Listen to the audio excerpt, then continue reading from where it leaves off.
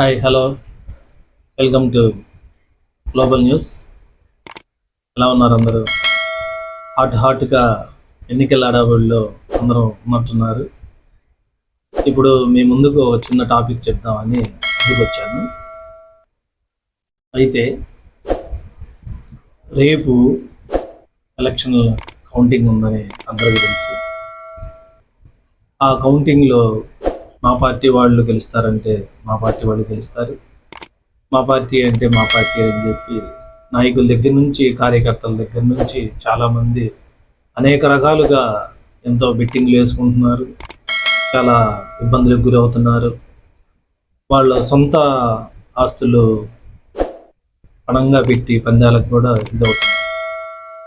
కాబట్టి ఇక్కడ మనం ముఖ్యంగా తెలియజేయవలసింది విషయం ఏంటంటే, ఇక్కడ ఎవరు గెలుస్తారు ఎవరు ఓడిపోతారు అనేది కాదు ముఖ్యమైన విషయం. ఇక్కడ మనం పోయినసారి తీసుకుంటే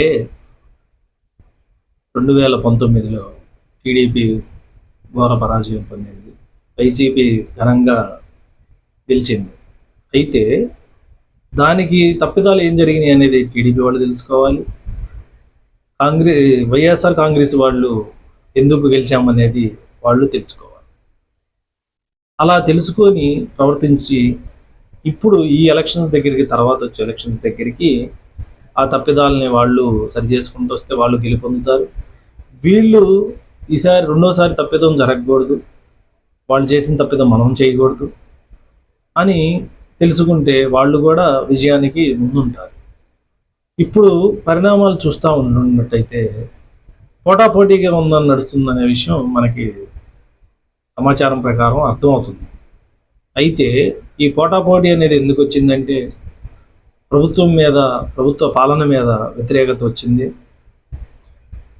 అలాగే తెలుగుదేశం మీద జనసేన వాళ్ళు కలవటం, బీజేపీ వాళ్ళు కలవటం, వాళ్ళందరూ కలిసి ఒక కూటమిగా ఏర్పడి, ఎన్డీఏ కూటమిలాగా ఏర్పడి వైసీపీ ప్రభుత్వం చేస్తున్న దాని మీద పోరాటం చేసుకుంటూ వచ్చి ఇప్పుడు ఎలక్షన్స్కి జరిగాయి. ఇప్పుడు రేపు ఎలక్షన్స్లో ఎవరైనా గెలవనియండి, ఎవరైనా గెలవచ్చు. గెలిపోవటం అనేది సహజం. పోయినసారి గెలిచిన వాళ్ళు ఓడిపోవచ్చు, పోయినసారి ఓడిన వాళ్ళు గెలవచ్చు. అయితే అలా అని వీళ్ళు తక్కువ కాదు, వాళ్ళు ఎక్కువ కాదు. ఇక్కడ మనం గమనించాల్సిన విషయం ఏమిటంటే, ప్రజలు అనేవాళ్ళు, ప్రజల పాలన అనేది ఎలా ఉంది, ప్రజలకి ఏ విధంగా ఉంటుందో, అడ్మినిస్ట్రేషన్ ఎలా ఉంటుంది, ఏ విధంగా మనం పరిపాలిస్తున్నాము, ఏ విధంగా తీసుకుంటున్నాము విషయాలను, ఏ విధంగా ప్రతి ఒక్కరికి అందుబాటులో మనం ప్రజానీకం, నాయకులు, ఎమ్మెల్యేలు, మినిస్టర్లు, ముఖ్యమంత్రి ఎలా ఉంటున్నారు అనేది ఉండాలి. కనీస సౌకర్యాలు ప్రజలకు అందుబాటులో ఉండేలాగా చూసుకోవాలి. కనీస సౌకర్యాలు అందుబాటులో లేని ప్రభుత్వం, ఎప్పుడు కూడా అందించలేని, ప్రజలకు కనీస సౌకర్యాలు అందించలేని ఏ ప్రభుత్వం కూడా ఎప్పుడు కూడా గెలిచినట్టు ఎక్కడ ఇది లేదు. కాబట్టి రేపు వైసీపీ వాళ్ళు గెలిచినా, కూటమి వాళ్ళు గెలిచినా, ముఖ్యంగా తెలుసుకోవాల్సిన విషయం ఏమిటంటే, ప్రజలను ఇబ్బంది పెట్టకూడదు, ప్రజలకి అందుబాటులో ఉండాలి, ప్రజలు అనుకూలంగా పరిపాలన జరగాలి అనే దాని మీద ఉంటేనే వాళ్ళకి మనుగడ ఉంటుంది, మనుగడ సాధిస్తారు.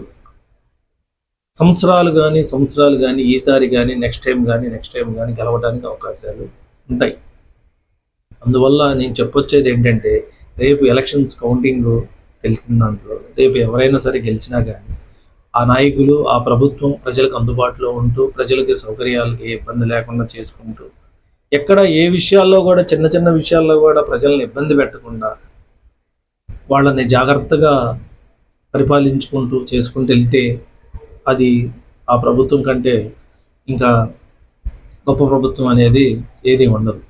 కాబట్టి ఇంకోసారి ముఖ్యంగా తెలియజేస్తున్నాను, రేపు ఎలక్షన్స్లో ఓడిపోయిన వారు కానీ, ఏదన్నా ఇబ్బంది పడిన వాళ్ళు కానీ, ఎటువంటి గొడవలకు కానీ, ఇంకోటికి కానీ, ఎటువంటి అఘాత్యాలకు కానీ, ఎలాంటి అసౌకర్యాలు ప్రజలకు ఇబ్బంది పెట్టకుండా జాగ్రత్తగా రేపు వచ్చిన ఓటమినైనా గెలుపునైనా సమరస్యంగా తీసుకొని ఇబ్బందులు లేకుండా హ్యాపీగా ఉంటారని చెప్పి తెలియజేస్తూ, మీ గ్లోబల్ న్యూస్ నుంచి శ్రీనివాస్. నమస్తే.